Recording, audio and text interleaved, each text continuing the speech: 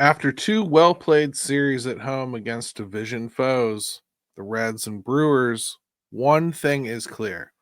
If the Pirates are worse than them, it's not by much. More on this next on Locked On Pirates.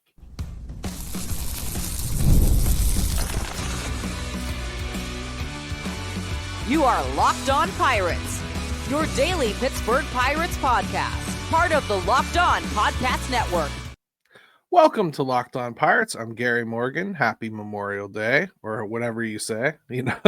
I guess it's not supposed to be a happy occasion, but happy Memorial Day at least. Long weekend for many of you. And honestly, bless anyone that served, including my father. Salute, sir. Today we're going to talk about these two series that they just played, how the NL Central is shaping up, a bit about some different scenarios for having kids called up to the bigs, Oneil Cruz really emerging, and a little bit about what to do with Endy Rodriguez when he's ready. I mean, I might even touch on the coaching staff a little bit because I just think there's a really curious angle coming up there too. So let's start with these games. The Pirates went 4-3 in these two series, a 2-1 series victory against the Reds, a 2-2 series split against the Brewers. Probably should have taken 3 or 4 from the Crew, but I'm sure they're arguing the same up there. These three teams are the clear bottom half of this division, and the Cardinals are the big shock. Only the Cubs and Cards are above 500 in the division, and every single team in the division has one major flaw, at least.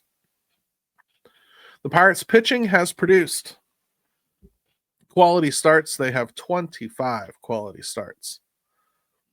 Tied for third in the league. Earned run average is at 4. That's 17th. And again, that's the overall pitching staff. So that includes even the blow-ups from the bullpen here and there that we've watched. The whip is 127. That's 16th. Batting average against 242. That's 16th. Very middle of the pack on some of those numbers when you throw the bullpen into it. So that's really where your room for improvement is on the pitching side of things. The starters have largely done their job and held their own. The offense hasn't. And I think we all know that, but runs, they're dead last, 164. Slugging percentage, dead last, 331. On base percentage, 304. It's up to 23rd now. That's crept up decent over the past couple weeks here. And batting average at 224. That's good for 27th. Again, that's crept up from the very, very bottom of the league. I think there's still room for improvement here, and I think we'll probably watch some of that. But this division race for the top is likely out of reach, but there's no reason this team can't compete to finish right in the middle. And after the start they had, it's probably going to take good baseball to get there. And I think that's kind of something to focus on because none of these teams are really playing great baseball, right? The Reds have a lot of problems. They really do. They can score a lot of runs. They just can't do it consistently. And they can pitch. They just can't do it consistently. I would have to say if you're just going head to head with one team in this division, the Reds, I think the Pirates stack up really well against them. What the Pirates do really well, the Reds can't compensate for. The Pirates can pitch around that lineup. And that's something that most teams have not successfully done for an entire series. In fact, the Pirates didn't even do it for an entire series. They gave up a lot of runs in that first game and then shut them down the next two. Well, that's where the Reds' problem is. They have these offensive explosions, but they're all in one game. And then they just go ice cold. They don't adjust well to different pitching. And certain types of pitching just stymie them all together, especially if you can get a decent lefty in there against them. They really, really struggle to hit that. And you're keeping Endy Cruz on his weaker side the entire game if you do that. I think that's the sort of thing that a lot of teams will try to strategize. We'll see more lefties used against Ellie as the season goes on. And I think we're going to talk about Oneil Cruz later, but if you ask me, Oneil Cruz has every bit started to really butterfly here. And I think he's just as exciting as Elly De La Cruz is. If anything, I think he might be a little further along because he's already moved to a position that doesn't make you cringe every time the ball gets hit his direction. As talented, as exciting, and dynamic as it is watching a freak show play a position they probably shouldn't because they're so tall, it feels to me like it's inevitable that the Reds are going to have to go through a lot of the same issues that the Pirates did. And they have a lot of the same issues. They still don't have a solid outfield. And it would make a lot of sense to move a player like Elly, who has all those skills that Oneil does, out to the outfield to see if maybe they can translate just like that and cut back on some of the errors that you've been dealing with, because that's really his Achilles heel. But this division, man, I'm not saying it's for the taking, but I'm saying that the Pirates aren't for sure the worst team in it. I feel good just about every time they play anyone in this division, except maybe the Cubs. And even the Cubs, I think if the Pirates are hitting more towards like what the middle of the league looks like, which they've got a long way to go to get there. But you talk about some of the things we watched happen in this series in particular. Oneil Cruz was wicked. Spencer Horwitz was really, really good. Alexander Canario continues to hit. Adam Frazier and Andrew McCutchen were on base, I felt like, just about every time they came to the plate. Isaiah Kiner-Falefa's hitting almost 300. I mean, yeah, he's not hitting for power, but he's getting on base. These guys are getting on base. They've minimized guys like Tommy Pham. And the lineup is almost exactly what you would have anticipated coming into the season. And I think this is kind of key because we talked about what this team expected and how wrong they were. And when you really look at like this roster, how could they possibly have expected it to do this or that? Well, I think you're starting to kind of see what they saw as a best case scenario for how this roster would play, right? And the sad thing is it's not enough. It's not enough to like think you're a playoff team. But if they had played this entire season the way they're playing right now, like this last stretch, even going back into the good teams that they faced here in the walk up to this, you know, like the Braves and the Padres, and they played some pretty good ball against those teams. Didn't win a lot, but played some good ball against them. Mets even, they held their own and everything. Those are indicative to me that had they been playing at least the best of this squad's ability all season long, you're probably looking at a lot closer to a 500 team. I think they're capable of playing 500 ball from here on out. I don't think they're capable of climbing all the way back to 500. I don't think they have the kind of roster that can play almost 600 ball the rest of the year.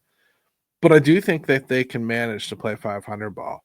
And I think it's going to set you up for feeling a heck of a lot better about this team heading into 2026.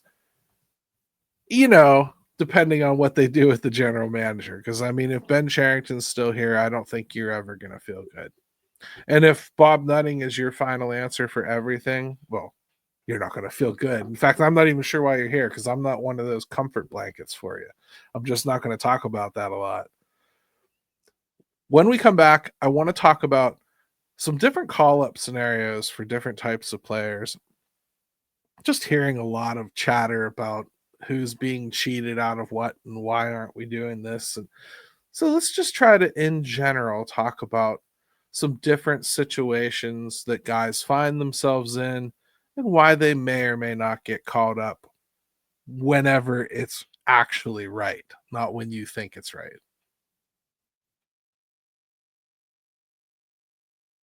The NBA playoffs are in full swing, and every night delivers highlight-worthy performances, major momentum shifts, and can't-miss moments. Whether it's the game-winning shot or breakout player, there's never been a better time to get in on the action. FanDuel makes it easy to stay in the game before tip-off and live with player props, performance trends, and same-game parlays. Fans have more ways than ever to play smart and win big. How could a $200 bonus in bets add to the excitement if your first $5 bet hits? New to FanDuel, it's the perfect time to sign up. Head to fanduel.com and place your first $5 bet. If it wins, you'll get $200 in bonus bets. Make every moment more with FanDuel, official sports betting partner of the NBA.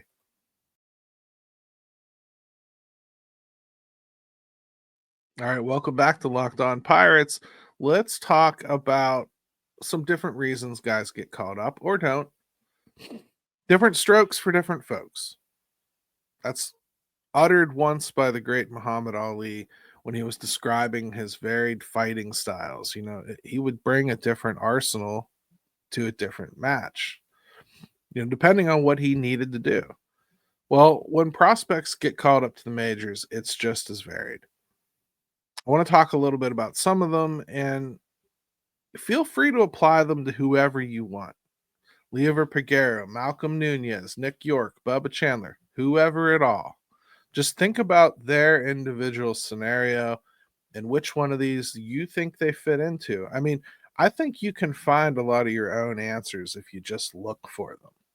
So when we start talking about these call-ups, I just want you to be a little more prepared than I think we are. I don't think it's as simple as pretending there's a date on the calendar and this perfect storm has to play out all the time, because it's not always like that.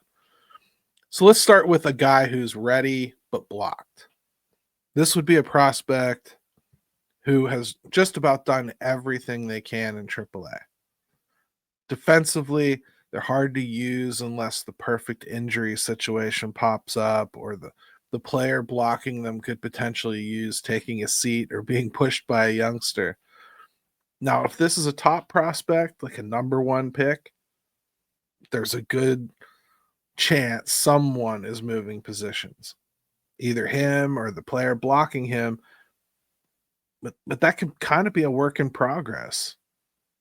Could have to make a deal and just trust the rookie too at some point. This one is kind of frowned upon if a team is supposedly trying to compete because it's risky. It's why it's hard for teams like the Yankees to onboard guys like the Martian or Volpe, or the Dodgers with Gavin Lux, and they ultimately end up dealing him, you know, because they wanted to upgrade shortstop instead of waiting for him to become that. And look, he's not even being used as a shortstop on the team he got moved to. So they just don't have the time or patience to deal with what it takes to make it work. And they have more money than they need. So it's a lot easier to make the decision that you don't need to play around with a rookie who's not a phenom that jumps right in and does amazing things. Even as they remember the successes like Jeter and Smith, it's a little bit of a dance.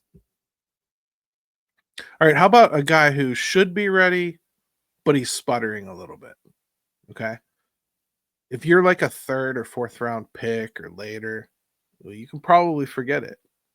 You're Matt Gorski. I mean, until such a time as you show up in a big way or the team is so desperate for help due to injury that their hands forced. And even then, let's be real, you're probably already doing as much as you can. But you didn't arrive when you were supposed to. And sometimes that makes a team go out and get someone to help at the big league level. And some teams actually sign these guys to more than 1 year. I know, crazy, right? We don't do that here in Pittsburgh.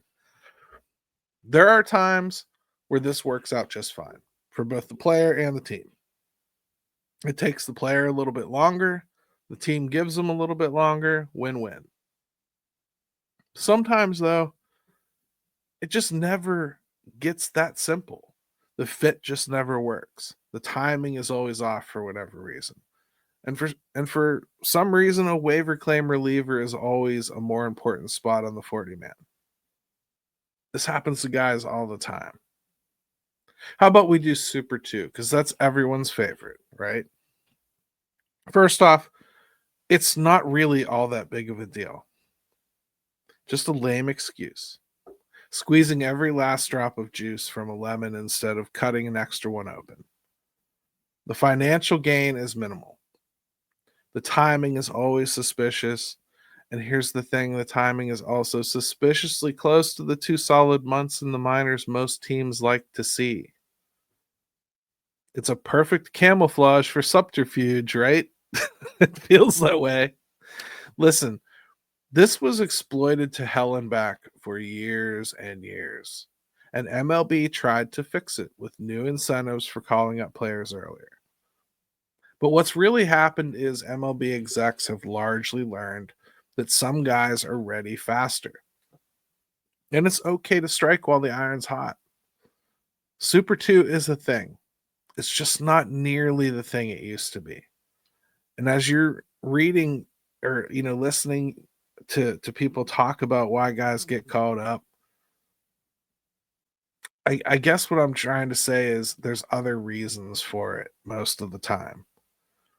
The other side of the Super 2 conversation, very few players are really in this conversation where you would even consider it a purposeful act. Bubba Chandler is. He's a top prospect, seemingly ready. But if you really want to try to prove it, good luck. Because it could very well be about the walks or the pitch count to get through 5 innings. You don't hear about Braxton Ashcraft, do you? I mean, he just got added to the taxi squad, but you didn't hear people crying about Super 2 for Braxton Ashcraft, did you? Nope. I love reminding people that Jacob Stallings was a Super 2 way back in the day. It just seems to me that we don't necessarily understand the process, and it's just another way to pretend that we knew better or owners are doing something evil. I think most of the time there's a pretty clear reason for it. And when there isn't, most of the time teams seem to ignore it, including this one. The Pirates have ignored it over and over and over again now. For Paul Skeens, Jared Jones, Henry Davis. I mean, I could go on and on and on. The number one picks that this regime has decided they just don't care about any of that with. Regardless, that's enough on that. How about as ready as they'll be, but this one's kind of hard to swallow. This is the traditional guy who can't possibly be worse than the worst player on your team. This one always comes down to things like wanting to get the guy regular at bats, even as you watch guys who stink get way too many at bats for your favorite team.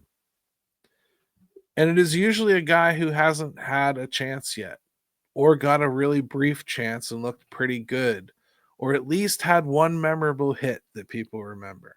A perfect example, honestly, is Matt Gorski and Tommy Pham. And for what it's worth, this is one that almost all teams mess up with regularity, if you ask me. Or maybe it's more accurate to say they don't bother to try in the first place. To me, you can't block a punch with a piece of paper, and you shouldn't block even a prospect like this with a corpse with a resume. That's all I got today, at least as far as call-ups go. I hope that's a good start for you. I'm sure there's other scenarios out there that you'd like to talk about. Shoot them to me in the comments if you want me to take a stab at discussing different types of prospect call-up scenarios. But suffice to say, I don't think very often it's this guy has done enough, it's time for him to come up. There's always something else to consider. Always. I wanted to talk about this coaching stuff just a wee little bit here, just a couple minutes. And the main question I got in the other day from somebody was, can this coaching staff survive a GM shakeup? And I guess I typically think no. But this one kind of feels a little bit different. This one seems to first off be doing a pretty good job of, at the very least, taking most of the same pieces and getting better results than his predecessor. I don't get the impression this whole thing was necessarily Charrington's idea. And I'm almost damn sure it wasn't his choice to get Gene Lamont back here to act as Don's bench coach either. Does that feel like it could possibly fit in the analytics to coach structure that they had built under Ben Charrington? Not to me. Is the team playing or making decisions that make you feel ChatGTP was making the calls? It feels more driven by feel, right?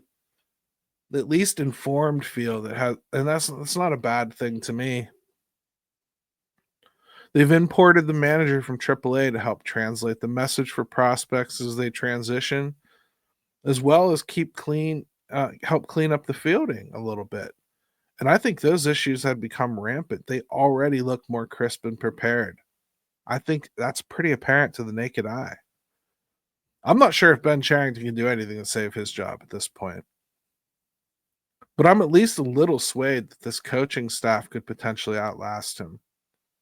Long season left, of course, and there's a really good chance that this team starts stripping this version of the team down for parts. Bednar, Ferguson, Baraki, IKF, Heaney, Frazier, and Pham, those types, all I'm saying is his job isn't necessarily going to get easier. And sure, you could probably add Bubba and Harrington and Ashcraft and Burrows and Gonzalez and York and Cook and your other favorites like Endy, Jack and Bay. I know you guys all want Jack and Bay back up here. But they could all have to step in. And they could be better. But let's be real. If the Pirates aren't like in sight for the playoffs, which, come on, they won't be, it would be lunacy to not deal what you can deal. And they won't be there. Let's just be as real as we possibly can. This team could be playing better for a while under Donnie Kelly. But I still think the job could get harder before it gets easier. With or without Cherington. Next up, Oneil Cruz and Endy Rodriguez. Let's finish strong today.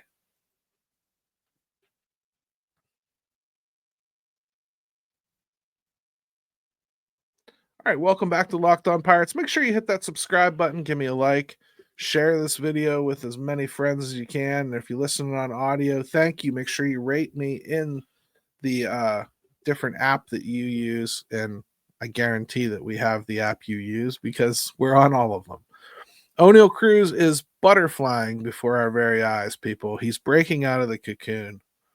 I hear declarations all the time. And I mean from my side of things, like the pundits, the podcasters, the writers, the fake journos.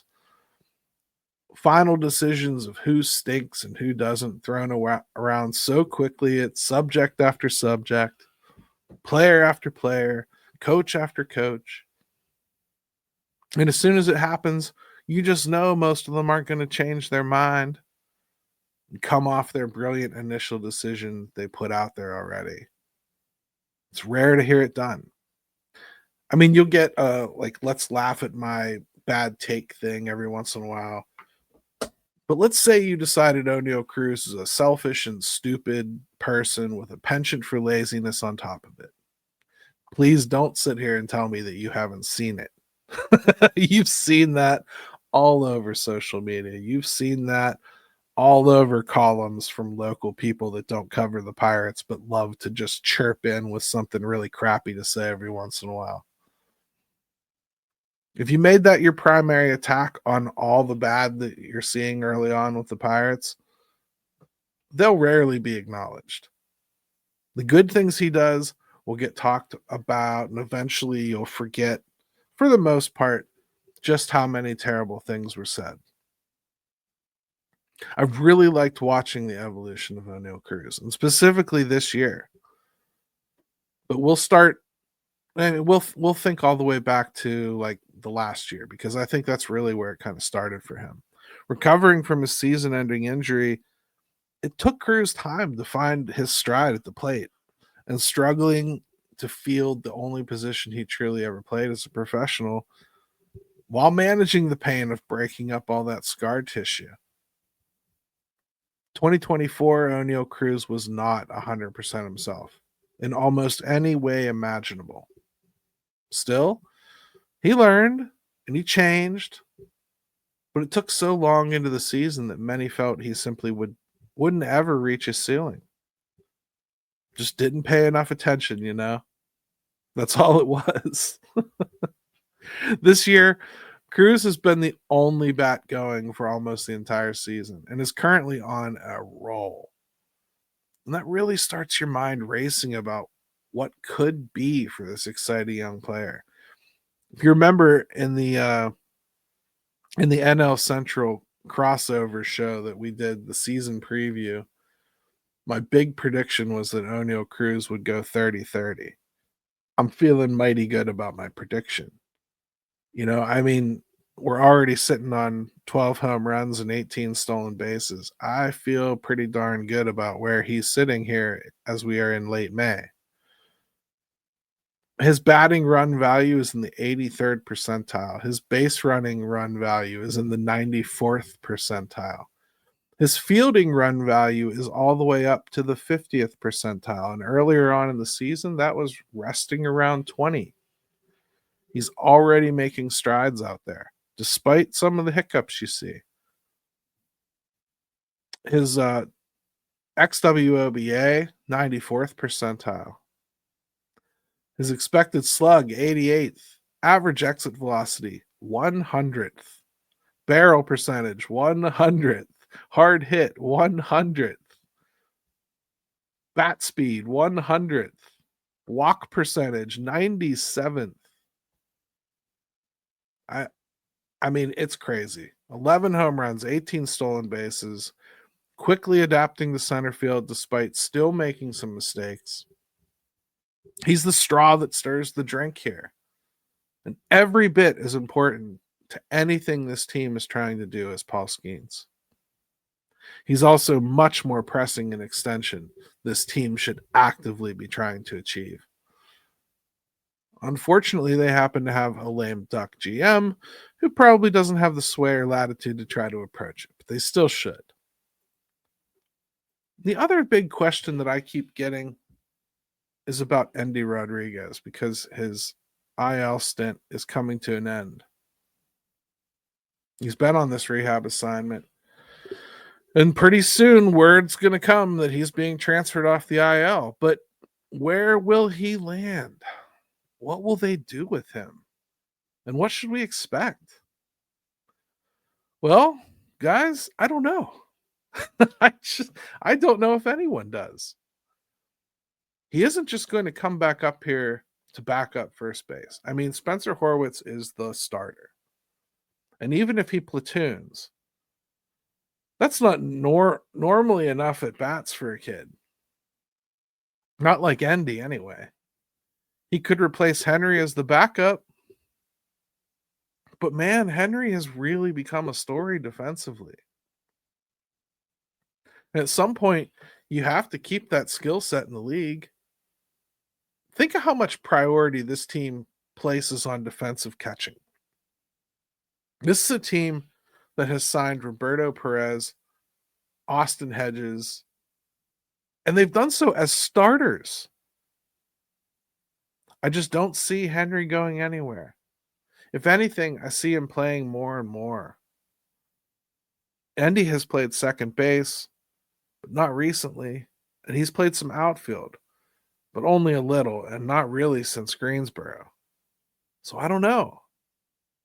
I'm not even sure where I'd play him in AAA to give him a direct path. If there's an injury to first base or catcher, he's the first call. But if you start pissing with him and try getting him ready for outfield, well, do you hurt his ability to step in to those other spots? Does the bat end up trumping everything and you just have to find a spot no matter what? This one's going to have to play out. And I just have no clue or indication how it's going to happen. It's probably the biggest mystery really there is on this team as far as offense goes. I just don't know what you do with Endy Rodriguez.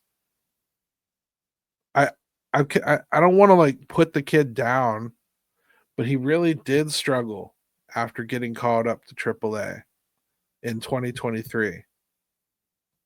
He really did struggle when he got called up to the bigs in 2023. Then he got hurt, missed an entire season, came up here right out of spring and struggled at the major league level. Early on in his rehab, it looks like he's doing pretty well in AAA, Boy, a big part of me thinks, let's have him prove this out in AAA a little bit. Let's see if he can give us a good month of something that looks like productive. Let's get the timing back. Let's really let him have a little bit of a launching ramp to get back up here to the league. The other side of this too is injuries always end up taking care of this stuff. I'm not wishing injury on anyone, but it's not as though Henry and Joey Bart don't have like an extensive history of injury issues. I would hope that Spencer Horwitz stays healthy now, but I mean that's a long reason why Endy got the shot at the beginning of the season to begin with. I I'm as lost on this one as I could possibly be. Normally, I like to try to give you some kind of an answer, like this is what I think is going to happen. I can't do it with Endy. I can talk myself into circles without even trying, just trying to figure out where he might fit or where he might not. Anyways, have a wonderful rest of your Memorial Day. I hope it is a great, great time. I hope you spend time with family. I hope that you know somebody who served and thank them for their service. And if you've lost somebody while in service, just know that the prayers, you don't got to ask for them, they're already there.